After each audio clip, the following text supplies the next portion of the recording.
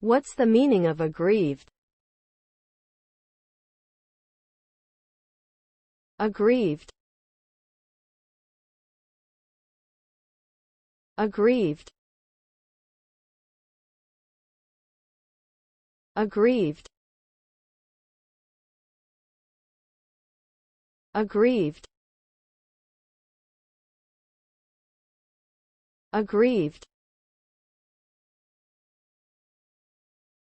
The word aggrieved refers to someone who feels resentful or indignant because of an unjust treatment or a perceived wrongdoing. It is a state of being unhappy and angry due to perceived mistreatment or unfairness.